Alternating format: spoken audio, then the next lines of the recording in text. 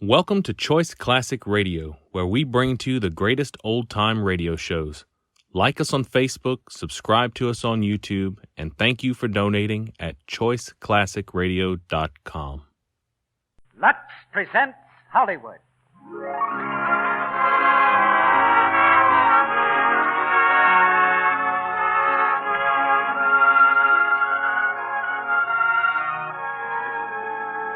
The Lux Radio Theater brings you Barbara Stanwyck and Fred McMurray in Remember the Night, with Elizabeth Patterson, Beulah Bondi, and Sterling Holloway. And ladies and gentlemen, your producer, Mr. Cecil B. DeMille.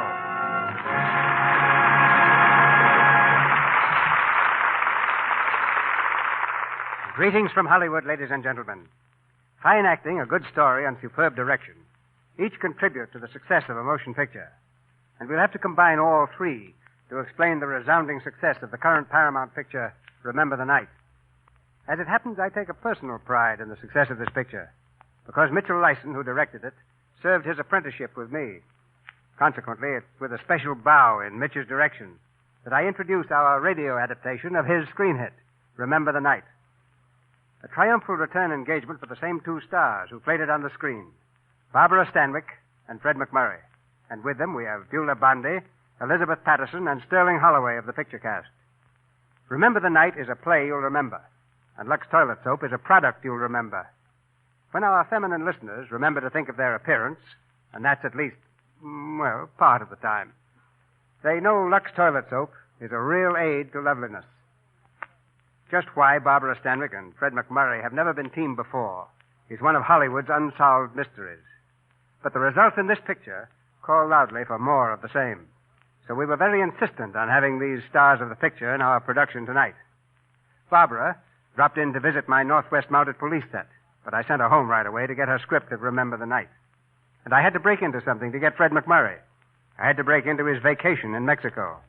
It was the same vacation which we interrupted a few weeks ago to bring him back to this microphone.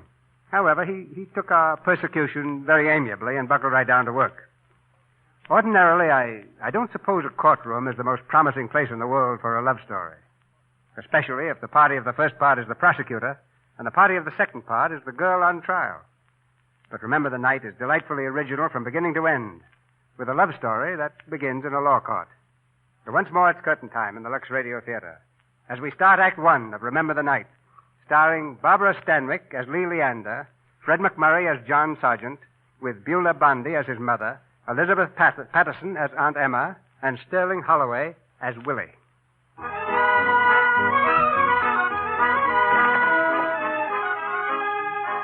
A jewelry store on New York's Fifth Avenue.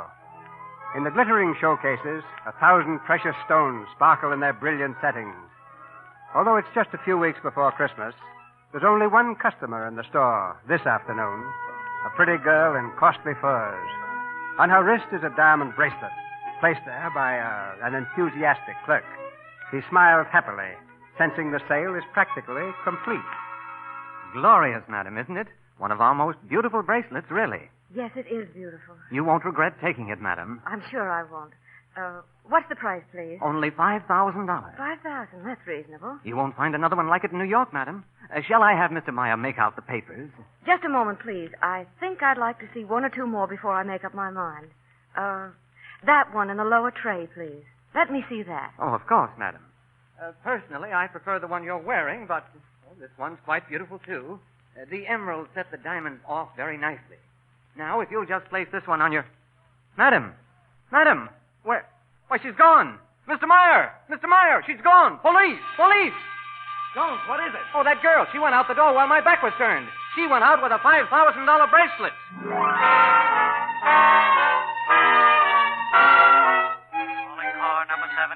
Car number 17. Pickup girl about 23 years. Dark complexion, silver fox furs. Vicinity 5th Avenue, 54th Street. Search for diamond bracelets stolen from Meyer and Company. That is all. This is Officer Cassidy reporting to headquarters. Say, we picked up that girl on call 17. Yeah.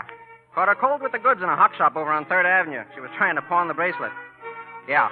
Okay. I'm bringing her in now.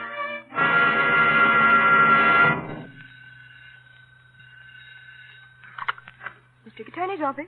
Who? Oh, just a moment. Who is it? Commissioner's office. It's about that acquittal yesterday in the shooting case. Tell him I'm busy. Hello? Can the district attorney call you back? Thank you. Is that all they have to do? Beef about acquittals? All right, Tom, let's get going. Okay, boss. What's the first case today? That's a cinch. Dame by the name of Lee Leander cops a bracelet out of Myron Company on 3rd Avenue in Hoxton. Open and shut. First offense? Nah, she's got a record. This is a third offense. Oh, that's good, that's good. The first offender at Christmas time is tougher than tiger meat. Tom, look at that chart. Convictions only 78% as against 82% last year. Hey, can I handle this case, boss? I'll get you conviction. You probably could handle it as well as some of these dopes, but when the right case comes along, I'll give it to you. Wife beater or something like that. Your face isn't right to prosecute a woman. Oh, boss, listen. Nothing doing, Tom, nothing doing. We'll get Sergeant on this one. Sergeant, what's his face got that mine hasn't got? Whatever it is, he's never lost a case for me yet. Yeah, but he's gone home for Christmas. Ohio, Oklahoma, someplace like that. Now, listen, I could get you a conviction so Take it quick easy, Tom. that Take it easy. Miss Day, get me John Sargent on the phone. Yes, sir. Now, boss, now that ain't fair. Stop moaning. Sargent is terrific with these pretty girls.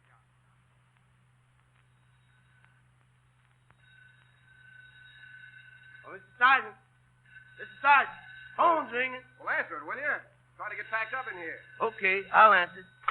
Hello. Hey, wait a minute, Rufus. Huh? Listen, if that's the office, tell him I've already left. Okay. Hello. Yes, sir. Yes. Well, this is the office. He's already left. Oh, you blockhead. Give me that phone. I just said... Shut up.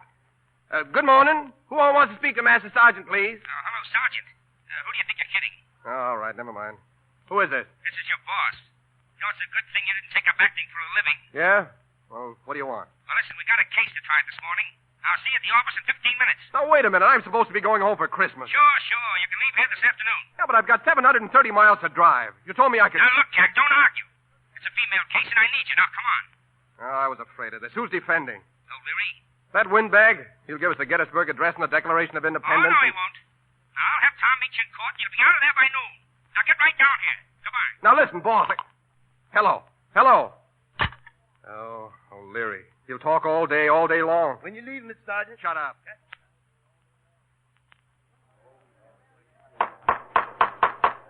Quiet, please. Proceed with your summation, Mr. O'Leary. Thank you, Your Honor.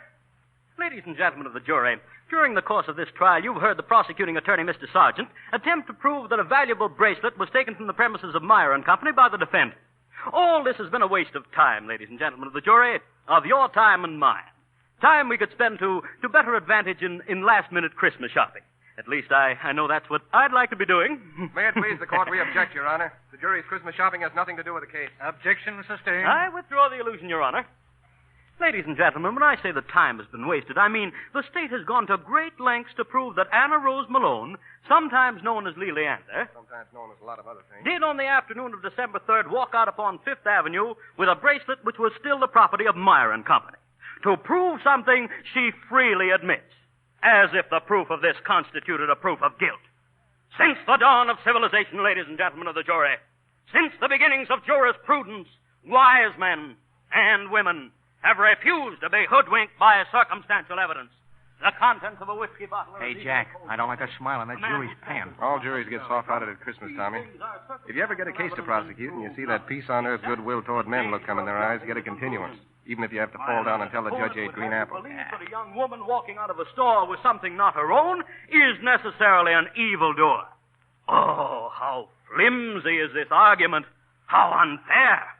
But on it, and because of it, you have been asked to take away the liberty of a fellow human being. Now, the truth is simple.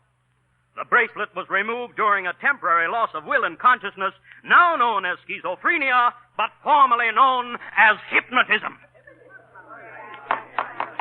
Holy mackerel, that's a sweet one. Hypnotism. Shut up, Tommy. You mean you're not going to object? Shut up. He's just postponed the case till after Christmas. Yeah? How do you figure that? Hypnotism. Yes, I said hypnotism, and that's exactly what I meant. Ladies and gentlemen of the jury, I want you to gaze upon this girl's face. Is this the face of a hardened criminal? An outcast from society? No. But the prosecution would have you believe that she willingly and in her right mind stole a bracelet. Ladies and gentlemen, let me tell you what really happened. The truth. This girl, this poor unfortunate creature, went into that jewelry store, not to buy, not to steal, but only to look. A salesman showed her the bracelet, urged her to clasp it around her wrist, begged her to examine it under a more powerful light, and then excused himself. The bracelet is under a powerful light.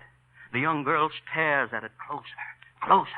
The great central stone flashes blindingly in her eyes. Blue, green, purple, orange, closer, still closer.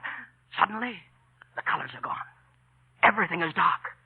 A breath of cold air brings her to her senses, but what's this? Where is the jewelry store? Where is the light she was standing under?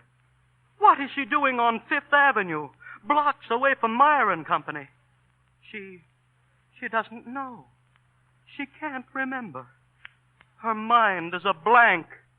And why? Why?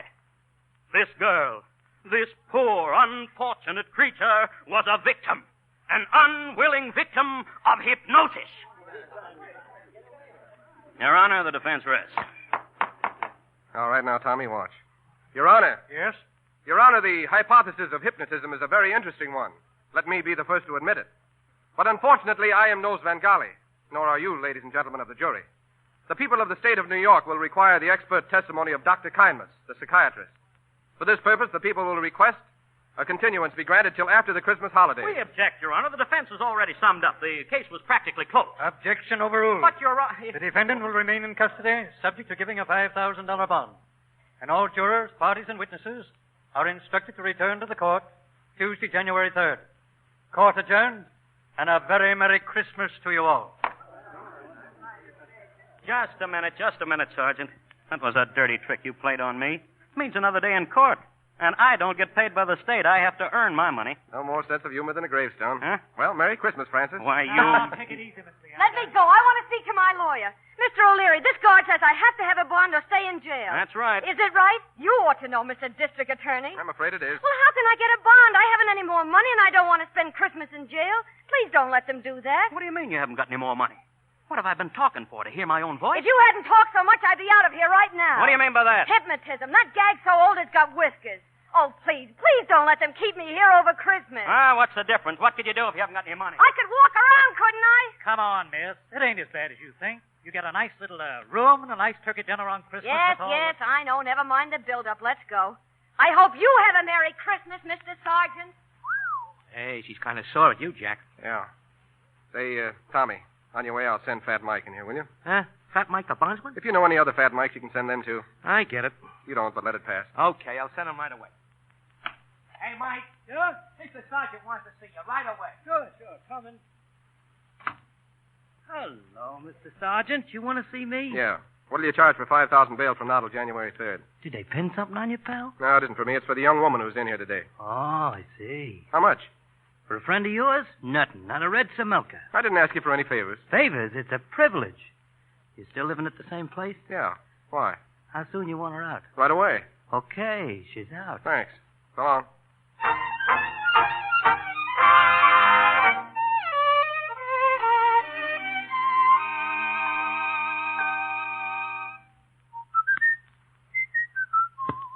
Hey, Rufus, you got those other grits packed?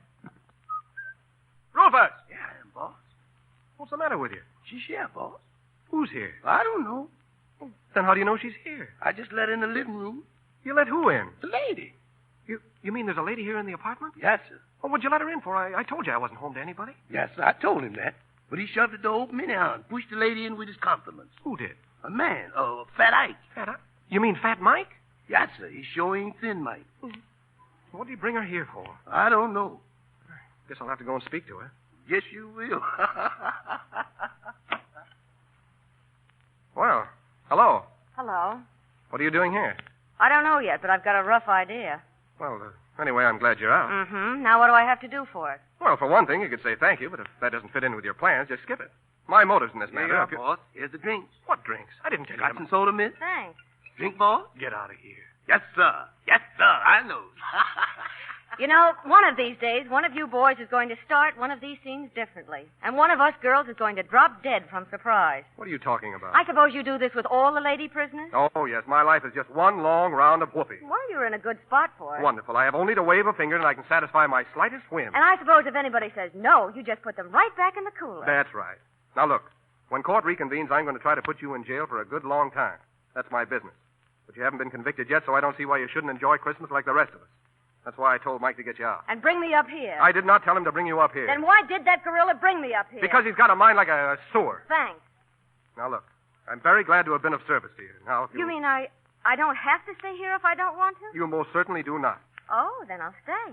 But I won't be forced. Now, wait a minute. You know, there's nothing as dangerous as a square shooter. If all men were like you, there wouldn't be any nice girls left. Yes, well, all this is leading into a very interesting subject that I haven't time to pursue at the moment. I'm going away on a little trip, and it's quite a drive, and I haven't had my dinner yet. Oh, you mean you want me to go? Well, yes. Where? Where what? Well, I was on my way to a nice, comfortable jail with 3 meals a day and turkey for Christmas, and now Don't you live someplace? No. Well, where have you been living? In a tree? I had a room in a hotel, but they locked me out. Oh.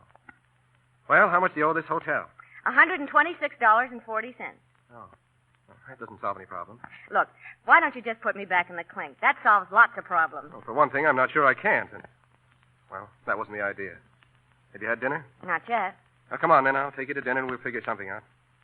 You really didn't want me to come here at all, then? I'm sorry to say I did not. I see. Well, shall we go? Here's your hat, boy. Going out, huh? Yes, I am. Hot dog. But don't forget you got to see your ma. Shut up.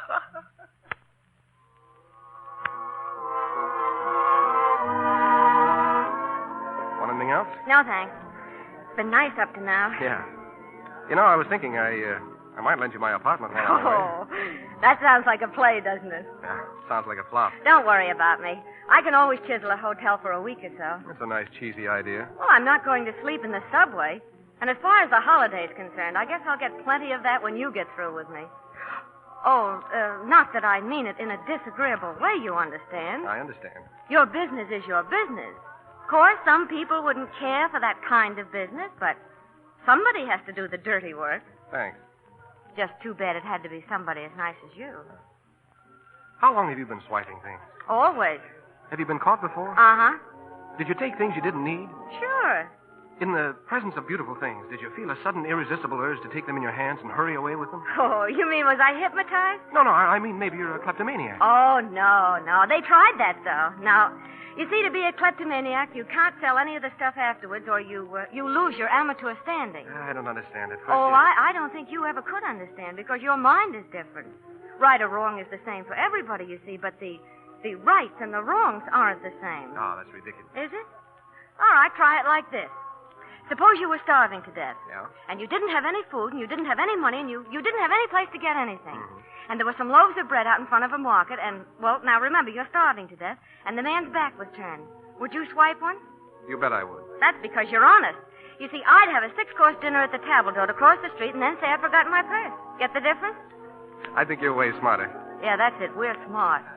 Very smart. Well, we're all finished. Waiter, check, please. Right away, sir. Well, Miss Leander, I've got a couple of extra bucks I don't need. Here's my Christmas dinner I promised you, and a room and a couple of breakfasts. Oh, thanks. Thanks a lot. Check, sir. Oh, here you are. Oh, will you ask the band to play my Indiana Home? Oh, yes, sir. I'll ask them. Thank you. Why do you want them to play that? Because that's where I'm going. No. Are you a Hoosier? Yeah, Wabash, Indiana. That is a farm just outside of Wabash. Wabash, Indiana? Oh, no wonder I like you. I'm from Eltonville. No. Uh-huh. Why, that's only about 50 miles from... Yes, sir? Well, I'll be darned. And we have to come here and meet like this. Funny, isn't it? So, you're going back home, huh? Yeah, I go home every Christmas. You do? Oh, gee, that's great. My mother still runs the farm. Does all right, too. She raises partridge, Wyandottes, Poland Chinas. Oh, we never had anything that swell. We never did either till lately. How long since you've been home? Never. Why? I ran away. Well, I don't know what the circumstances were, of course. Not so hot. Well, time takes care of those things. Did they write to you? I had a letter from my mother when my father died. Oh, your mother's alive, then? I hope so. That song, it's awful pretty, isn't it? Kind of does things to you. Yeah. Say, look, how would you like to go home for Christmas? What? I mean it. I could drop you off at your place and pick you up on my way back. Home? Oh, gee, I don't know. Oh, come on, it'll do you good. What do you say? All right. Unless, aren't you afraid? Afraid of what? How it might look. Rising young district attorney and me. Oh, I didn't think of it. I know. You never think of anything wrong, do you? That's what makes you such a swell guy.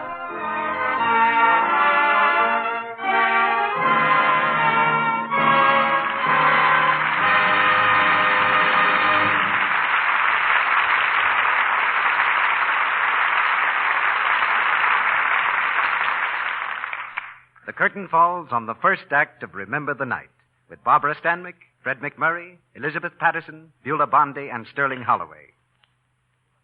Over on Rockwell Street, in a little white bungalow, the first guest has just arrived a bit early for one of those bridge get-togethers the ladies have from time to time. We're going to let you hear what this guest says, and what she thinks, too. Why, hello, Ellie. How nice you look. Where did she find that dress, I wonder? She has the best taste.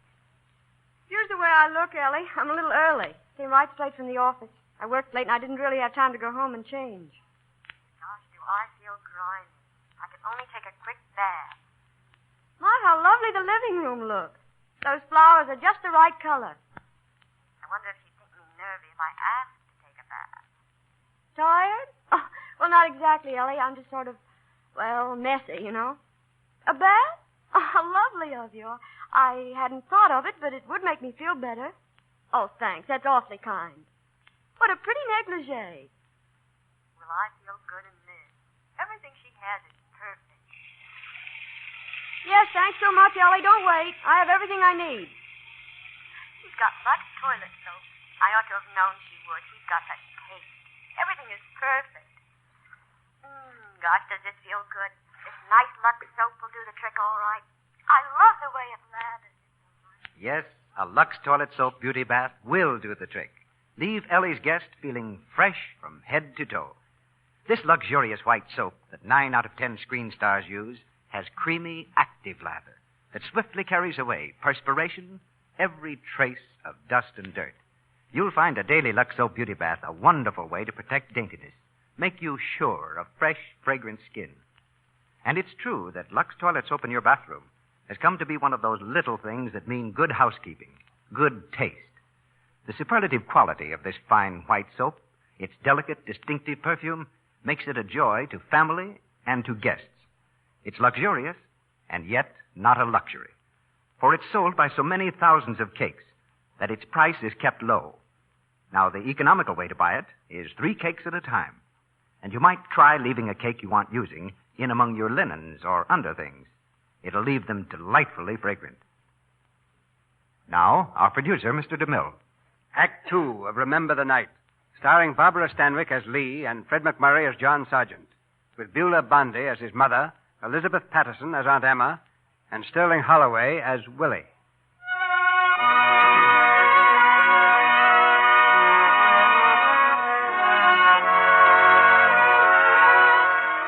Westward, along the snow-banked highways from New York, more than 20 hours of steady driving have brought Lee Leander and Jack Sargent to Eltonville, Indiana, and the front gate of Lee's former home.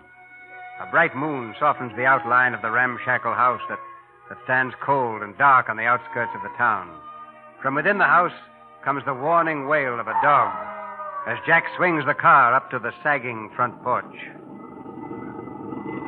This is it, huh? Yes. Well, all out then. End of the line. Oh, please, let's wait till... Well, my mother might not even live here anymore. Hey, don't be so nervous.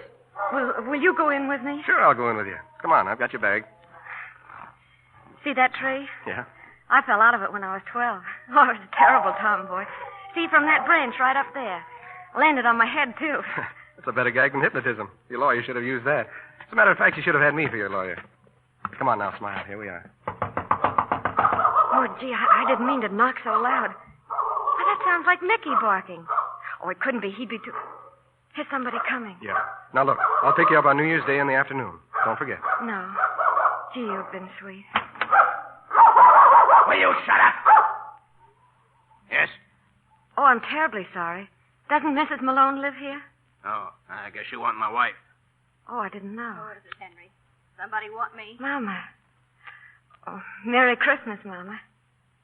Well, you know me, don't you? Come in. This is Mr. Sergeant, how do you do? Sit down. You're looking fine, Mama. What did you come here for? What do you want? Oh, I don't want anything, Mama. It was just Christmas, and Mr. Sargent happened to be driving You past. see, I live in Wabash. It's about 50 miles from here. I knew you'd be glad if Glad? Why should I be glad? Good riddance to bad rubbish, I said the day she left. Oh, Mama, please, Mr. Sargent. Just like her father, she is. Always laughing at serious things she was. Never doing what she's told till she winds up stealing. Stealing my mission money. Money I'd put by with the sweat of my brow, that's what. I didn't steal it. I told you 1,000 times I only borrowed it. I was going to pay you back. But you didn't pay me back, did you? And you never paid me back. Well, how could I after you called me a thief in front of the whole town? Nobody would give me a job. And you left here. The great lady. We weren't good enough for you. A decent home, a hard-working mother, and a crook for a daughter. Oh, Mama. Look, Lee, I don't want to tear you away, but we still have 50 miles to go. Oh. Are you ready? Oh, yes. It's been very interesting to meet you, Mrs. A name doesn't concern you. It most certainly does not. Come on, kid.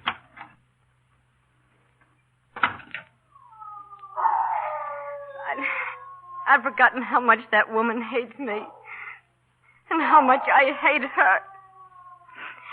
That's a terrible thing to say, isn't it? No. But ever since I was little, she was always so right and I was always so wrong. Thanks for getting me out. I'll stay anywhere. Any old place will do if I'm far enough away from her. Hey, take it easy. I wish I'd broken my neck when I fell out of that tree. It's a little too late to think about that now, isn't it? You won't make me stay in Nelsonville. You'll find me a room somewhere else. Sure I will. Any old dump will do. That's just what you're going to get. It's only got one window, and the mattress is stuffed with rocks, and it's got a painting of the cross-eyedest old man you ever saw in your life. How do you know? How do I know what? Oh, that my grandfather was cross-eyed? You mean you're taking me home with you? Why not? Oh. Well, forget. Now what?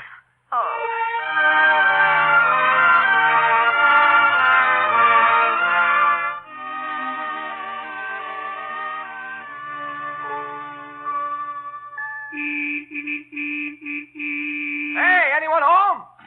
Hey! John! Hello, Mother. Oh, my boy, Gosh, Mother, it's good to see you. Oh, I just can't believe you're here at last. Well, Jack Sargent. And Emmy, hello, Emmy. How about a kiss, huh? I declare I'm glad you're here. If only to stop your mother from taking leave of her senses. Oh, boy, I'll say. Hello, John. Welcome home. Hello, Willie. The girl still chasing you? Oh, John. What made you so late, dear? We thought you'd be here by 6 at least. Well, you see... Hey, who's that in the front seat? Oh, I'm sorry. Mother, this is Miss Lee Leander. She's come to spend Christmas with us. How do you do? Oh, how nice. Well, I'm so glad to know you, my dear. And this is my Aunt Emmy. Knows more about flannel cakes than the guy who invented them. Hello. I'm right pleased to meet you, Miss Leander. And this is Willie Sims, our hired boy. Crazy about the girls, and the girls are crazy about him. Willie Sims. Pleased to meet you. Hello. I hope I won't be too much trouble, Mrs. Sargent. Trouble? Why, bless your child, it's a joy to have you here. No, not a bit. But, John Sargent, why didn't you send me a telegram? Well, you see, Mother, this was rather unexpected. Well, never mind all that. Now, come along, child. You must be near freezing to death. And here we are, cackling like a couple of... Emmy. What? Did you leave those cookies in the oven? Oh, jeepers creepers. Oh. Come along now. Everyone. This way, Miss Leanne. Thanks. Oh, boy, John. What? Ain't she a peacherino? Who? Oh. All I can say is hot dog. Come on, grab a grip, Willie. I want to thaw out in a hurry.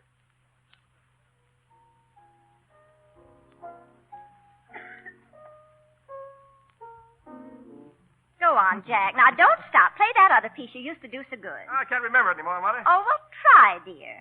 Don't you think he plays nice, Miss Leander? You don't have to answer that, Lee. I had $14 worth of piano lessons once, and they've never forgotten it.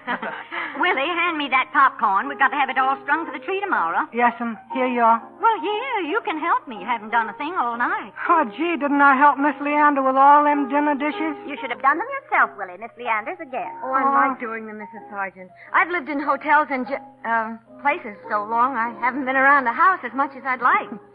Your folks dead? Willie. Ma'am? Oh, I don't mind. My father's dead. My mother's remarried. Well, that's too bad, my dear. I always say it's so hard on the children. It just isn't the same with a new parent. Go on, Jack. Now, just one more piece. No, that's all the next year, Aunt Emmy. Oh, please, dear. I'll play you a piece if you want. Oh, that'd be fine. Oh, gee, can you play? Well, I used to play in the dime store. What would you all like? It doesn't make any difference. I can sing The End of a Perfect Day. Now, Willie. Well, I can. So can everybody else, Willie. The end of a perfect day. I think I remember it. Oh, boy. Give us a downbeat, please, Miss Leander. When you come to the end of a perfect day and you sit alone with your thought while the chimes ring out with a carol gay for the joy.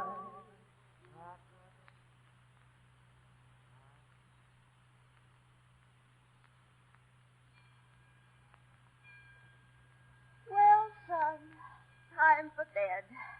Gracious, the evening's gone past. The rest went up long ago. Wait, Mother. There's one thing you must be curious about. What, dear? Miss Leander. Yes? I don't know whether to tell you this or not, but I don't like to bring somebody under your roof without you knowing exactly who she is. Oh, John, I think I can guess. What? Oh, no, not at all, Mother. She isn't even a friend of mine. Well, she certainly should be. I think she's charming. She is charming, Mother, but... She reminds me of your father's cousin, Winifred, who died when her second was born. The lovely, sweet thing. I was just saying to Emmy... Wait a minute, Mother. Unfortunately, the girl's a crook. I'm going to put her in jail when we get back to New York. What? But in the meanwhile, she had no place to go for Christmas, so I... the poor lamb. You'll do no such thing, John Sargent. Why, that girl's as honest as all outdoors. I can tell by just looking at her face. Well, if she did take some little thing, I'm sure it was entirely by mistake. She's probably a hypochondriac. Hypochondriac, huh? Well, she might be at that. She hasn't really taken things, has she, dear? You're just making a bad joke now, aren't you? No, Mother. I'm afraid this isn't even her first offense. But that doesn't mean she wasn't unhappy and lonely and a human being like the rest of us. Well, the poor thing probably didn't get enough love as a child.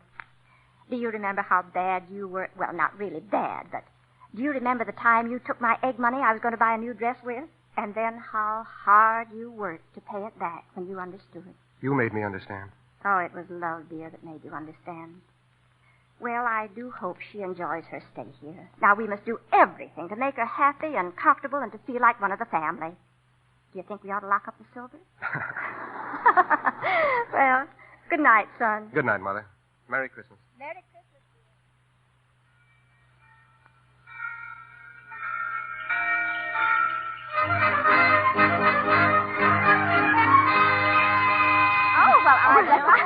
I've never seen so many presents in all my days. Well, here's another one for you, Mother. For me? Oh, John, another bottle of perfume. Ecstasy, too. Well, I haven't even started on that bottle of ecstasy you gave me last year. And Aunt Emmy, here's a present for you. Oh. Willie, what have you got there? I don't know yet. Getting her open. Why, Jack. Huh? What? Oh, what's this supposed to be? Well, A that's- nightgown, Emmy. Oh, Jack Sargent, you ought to be ashamed of yourself.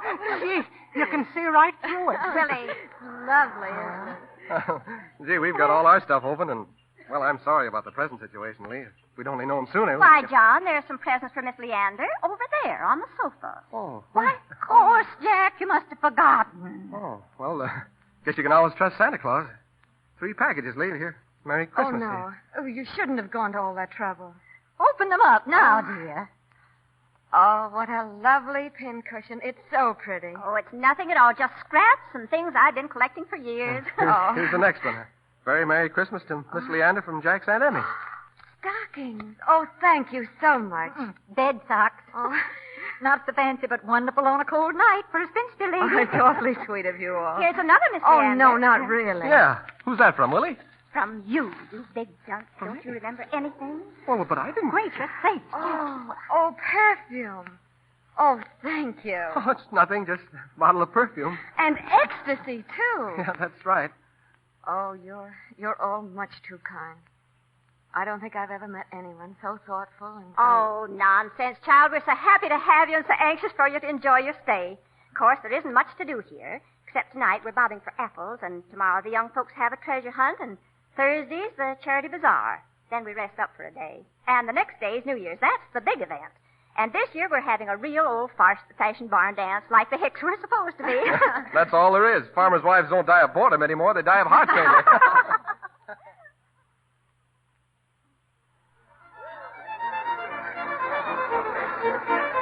I declare this is the best barn dance we've ever had.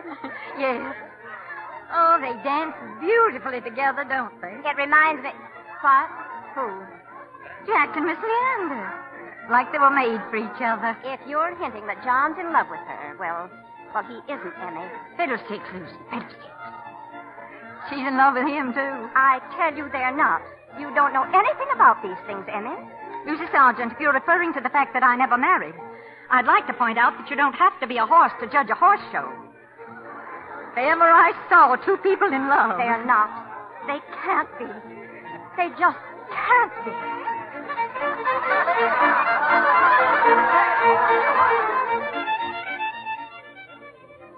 Almost over, isn't it? Yeah, just about. We'll be pulling out for New York in the morning. And the third will be one day nearer. The third? Mm-hmm. Oh, you mean that third? When my case comes up again. I hadn't thought of it. I have.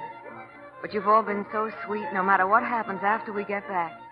It won't matter so much. I'll have some wonderful memories. So will I.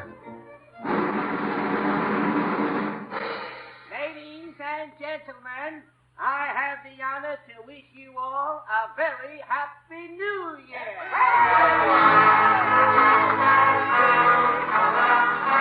Happy New Year, Lee. Happy New Year, Jack. You know, it's an old-fashioned custom, but people always kiss each other. Well, at this time. I know it. Well, what am I waiting for? I don't know. Why are you?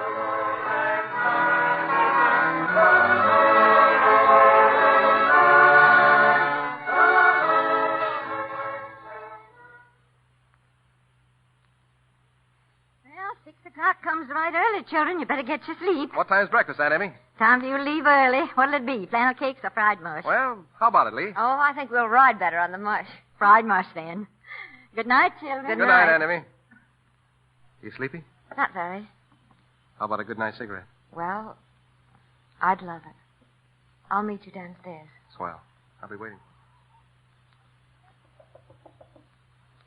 Just a minute, Jack. I was just... Oh, Mrs. Sargent. I'm sorry to disturb you, dear, but you'll be in such a rush in the morning. Oh, no, you're not disturbing me. Come in. Thank you. First of all, I want you to know how glad we've been to have you here, and how much I hope you've enjoyed your stay. You'll never know how much. And then, well, I want you to know how sorry I am that you're in trouble, and how much I hope it'll come out all right. I didn't know you knew about that. Oh, you poor child. You can be sure I never would have mentioned it now, only, well, has Jack ever told you anything about his childhood? No, why? We were very poor after my husband died. In fact, we had nothing. Jack had to do chores before school and after school, and then after chores, he studied in the evening so he could go to college. Then he had to work his way through college and through law school. Oh, I don't mean there's anything unusual about it, but I'm only trying to tell you that he worked very hard to get where he is. Very, very hard, and, well, he's my son, and I wouldn't want anything or anyone to spoil it for him now. I see. But I don't see why anything should spoil it for him, do you? He's in love with you. Oh, no, he isn't in love with me.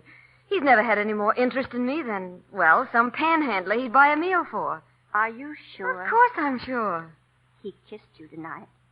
Well, not exactly ugly. Oh, he might have had a little fever for me, but it isn't going any further, and it hasn't been any place either. I see. He's no fool. And even if he was, I wouldn't hurt him or you, Aunt Emmy, or even Willie. Thank you, dear. And good night. But you do love him, don't you? I'm afraid so. I knew you did.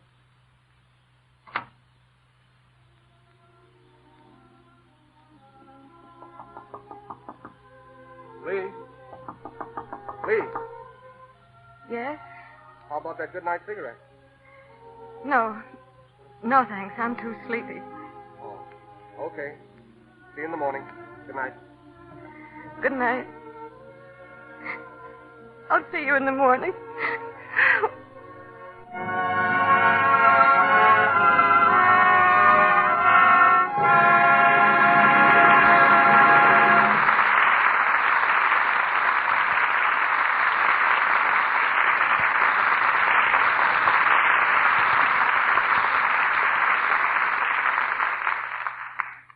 The curtain falls on the second act of Remember the Night with Barbara Stanwyck, Fred McMurray, Elizabeth Patterson, Beulah Bondi, and Sterling Holloway.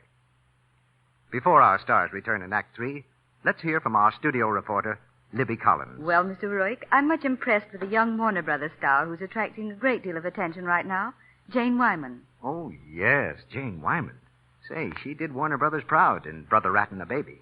And let's see. And in Angel from Texas, a new picture which will be out in a few weeks. Young Jane Wyman distinguished herself so in those two parts, Mr. Rourke, that all the wise money in Hollywood is betting that she'll be one of the biggest stars in pictures in a year or two. What's Jane like personally, Libby? She's one of the all-round nicest girls I've ever met.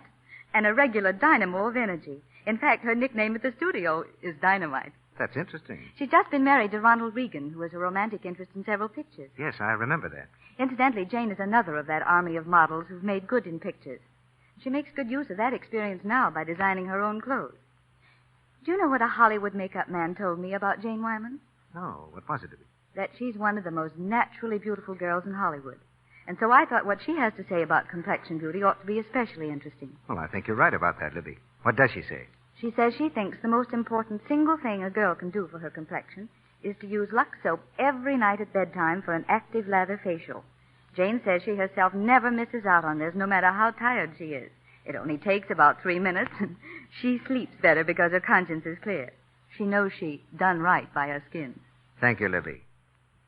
It's evident that Jane Wyman is a clever little girl. She's not going to risk spoiling her complexion, the good looks that mean so much to her success, through carelessness. Now, what about your complexion? Is it as lovely as it ought to be? You'll find Lux Toilet Soap a wonderful beauty aid. You'll find, if you use it regularly, this soap with active lather really works. Now, perhaps without realizing it, you've been careless about removing stale cosmetics, dust, and dirt. And so your skin is, well, not what it might be. Why don't you make sure of thorough cleansing? Why don't you begin tonight to give your skin the gentle beauty care that Lux Toilet Soap's active lather gives? Take your first active lather facial tonight, and then keep it up for 30 days. See what it can do for you. We pause now for station identification. This is the Columbia Broadcasting System.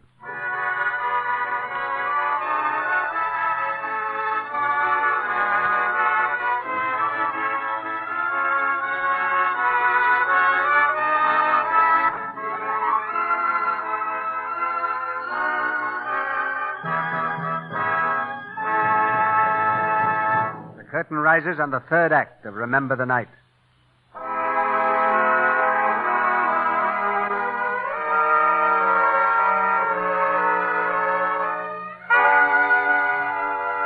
It's early the following morning. In the half-light, just before dawn, Jack and Lee are ready to leave for New York. As they come down the steps of the old house, Mrs. Sargent takes Lee aside. Goodbye, dear. Goodbye, Mrs. Sargent. Remember, there's always a room upstairs for you, and we'll be only too glad to have you. That is, if everything turns out. I mean, of course it will. I know it will. And don't drive too fast, Jack Sargent. If you get tired, just drive into a field someplace and go to sleep. No, thanks. Anyway, we're going up through Canada. I've never seen the place. Canada? What are you talking about? Oh, just a different way of getting there. Well, whatever you do, John, take good care of yourself. I will, Mother. Bye, Jack. Goodbye, Aunt Emmy. So long, Willie. Goodbye. Goodbye, dear. Let me hear from you often. I will, Mother. Goodbye. Goodbye, Miss Leanne. Goodbye, Willie. Goodbye, all. Goodbye. Hey, don't forget to write. And don't you forget to chop some wood. Christmas is over. Oh, ain't it the truth? Ain't it the truth?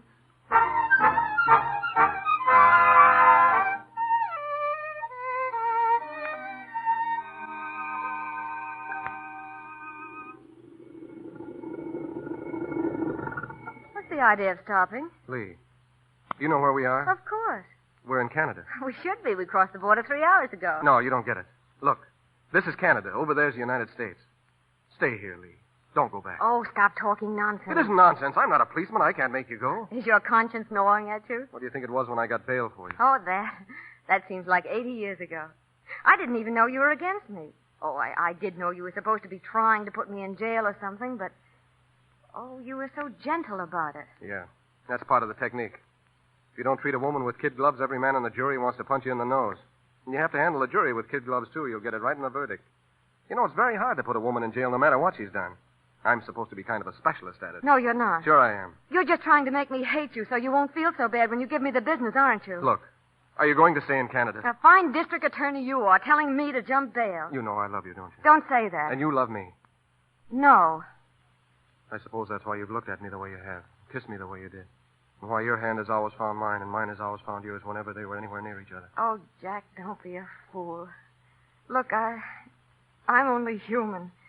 But you've got to remember how hard you worked to get where you are. You've got to think of the hours and the days and the years you spent getting through college. I see. Mother's been talking Well, to why you. shouldn't she? She got everything to be proud of. And you've got to be proud and think about it, too, instead of telling people to jump bail Lee. and tell... I love you, Lee.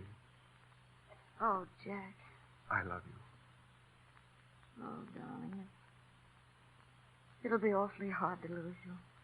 You know what I wish? What? I wish the case was over and you'd been acquitted. And Oh, then you shouldn't have had it postponed. if I hadn't, I'd never have met you. That's true. So the case is dismissed and you've been acquitted.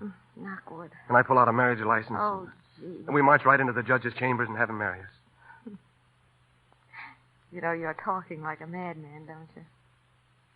Yeah, I guess so. Come on, let's go.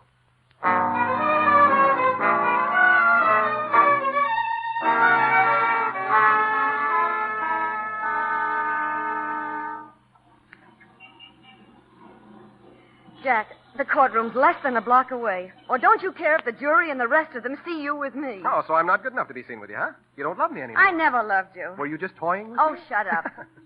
You'll have to develop more courtesy and respect for your future husband, or I shall fall back in strong measures. A woman, a dog, and a hickory tree, the better you beat 'em, the better they be. Oh, quit it, will you? All right. What? I can't argue with you. Imagine being married to a man who argues for a living. But you know all this isn't right. Can't you see the papers? District attorney marries girl crook. I'd only hurt you, Jack. But you won't be a crook. You'll be acquitted. How do you know? Well, I don't know, but I think you've got a good chance. You wouldn't do anything to make them acquit me, would you? What could I do? I don't know, but you could throw the case if Listen, you... you're being tried by a judge and a jury. It's up to them. They know the facts. They speak for themselves. There's nothing I can do about it, not a thing. I hope there isn't. It would be a fine thing, wouldn't it? Now, don't worry. Everything's going to come out all right. So long, darling. I'll see you in court.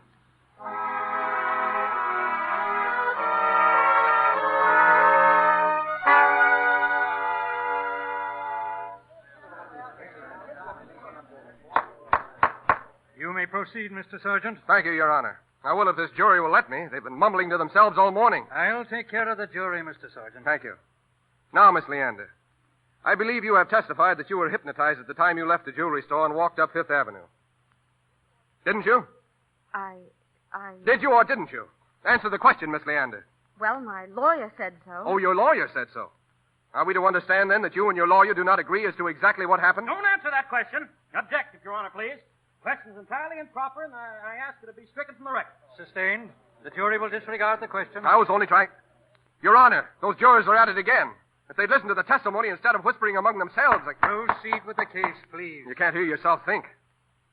Well, Miss Leander, were you hypnotized or weren't you? I suppose... We don't want your suppositions. We want to know whether or not you were hypnotized.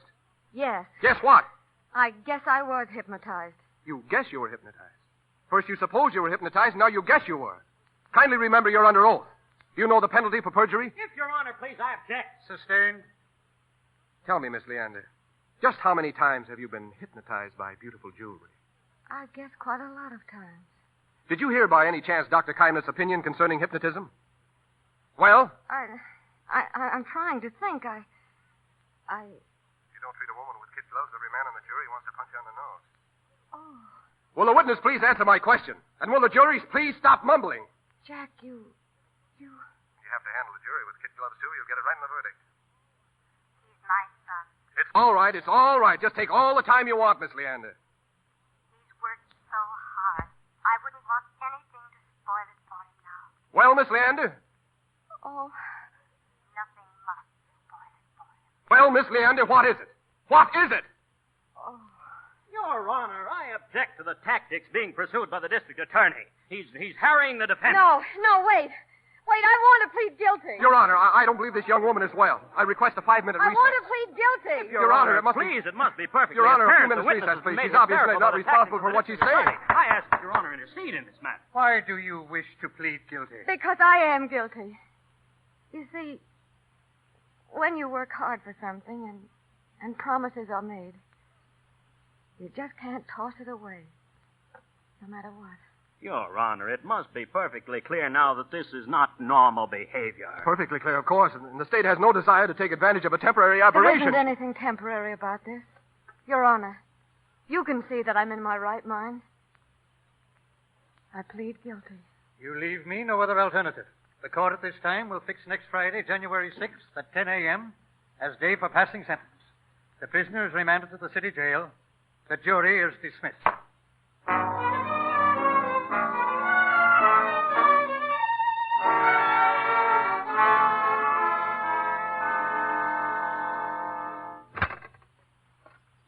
Mr. Sergeant, to see you, Miss Leander. All right. This way, Mr. Sergeant. 10 minutes. Hello. Do you realize what you've done? Yes. Do you realize it can't be undone? Yes. You understand there's no appeal. Nothing but jail. How long will I get? Oh, how do I know? Maybe not very long, but if you'd kept your trap shut, you wouldn't be in here at all. Well, there wasn't anything else to do. You're so strong, and you argue so well, and I love you so much. Yeah, you certainly proved that. I'd always do what you wanted, even if it wasn't good for you. I'd never have a chance against you, and you'd never have a chance with me. Like just now when you were trying to lose the case.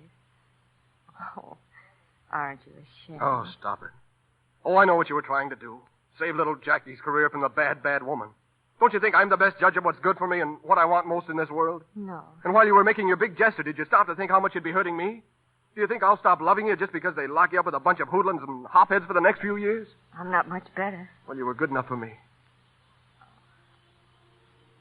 Will you come and see me sometime? Come and see you. I'm going to send for the judge and marry you right this minute. Oh, no. Thanks, but if you still wanted me afterwards, you'd be a sucker if you did, but if you did, it wouldn't be the same. I'd be all square, and you would have had plenty of time to think things over. I don't have to think. I'll be waiting for you, Lee. No matter how long it is, I'll be waiting. Jack, will you stand beside me and hold my hand when I'm sentenced? You know I will. Then I won't be afraid. It'll be kind of like a marriage at that, won't it? And the other part won't be so bad. Or so long. With your voice always in my ear. Your smile always before my eyes. And the feel of your hands always in mine. Oh, Lee. I love you so. I love you so.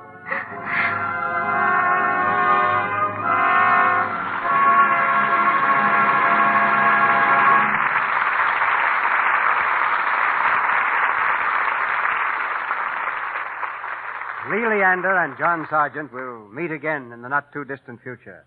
Right now, we meet Barbara Stanwyck and Fred McMurray again as they take a curtain call. CB, I think Fred ought to run for district attorney. A jury would be putty in his hands. Oh, not me, Barbara. I'd be scared to death making speeches in front of a lot of people. Oh, you'd get over that, Fred. There's a trick to it. You pick out one person in the audience and talk to him. Forget about the crowd. Oh, that doesn't work, C.B. Oh, you can't be sure until you try. I've tried it. You know, I used to play the saxophone in an orchestra. Well, that's nothing to be ashamed of, Fred. You never heard me play the saxophone. Well, what I was going to tell you was that whenever one of us did a solo, we had to stand up. But I couldn't do it because I was so scared my teeth chattered. You ever played the saxophone with your teeth chattering, C.B.? Fred, I'm ashamed to say I've never played a saxophone. With or without my teeth chattering. Well, somebody told me about that trick of looking at one person and forgetting about the crowd. So one night when my saxophone solo came along, I picked out a girl that was dancing just in front of the orchestra, and I played the saxophone right to her. Did it work? No, she stuck her tongue out at me. Guess she must have been a music lover. Well, seriously, Fred, I enjoyed doing Remember the Night with you both for the screen and here in the Lux Radio Theater this week. And now I want to say just a word about Lux Soap. I think it's a grand complexion care. I wouldn't be surprised if I said something like that before, C.B., but it's still true because I still use Lux Soap just as I have for years. I'll never get tired of hearing you say that, Barbara. What's the play for next week, C.B.? Next Monday night, our play is the great motion picture hit, Love Affair. And our stars will be Irene Dunn and William Powell. Love Affair, produced by Leo McCary for RKO, is one of the finest love stories the screen has given us in many years. A drama that begins on shipboard and ends, well, I'll leave that for next Monday night, when we'll have William Powell and Irene Dunn as the lovers in our production of Love Affair. I'll take 2 seats on the living room aisle for that one, C.B. Good night. Good night. Good night. Good night. The jury finds you both guilty of a great performance.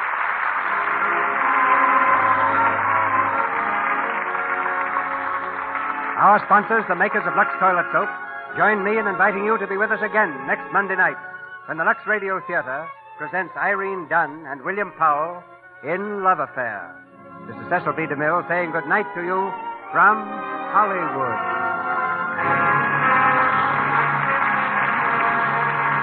Heard in tonight's play were Lou Merrill as O'Leary, Jack Carr as Rufus, John Fee as Judge, Edward Marr as Tom, Wally Mayer as District Attorney, Celeste Rush as Mother, Arthur Q. Bryan as Mike, Walter White as Clerk, Sidney Newman as Cassidy, Ann Lee as Secretary, and Warren Rock as a policeman. Our music was directed by Louis Silvers, and your announcer has been Melville Ruick.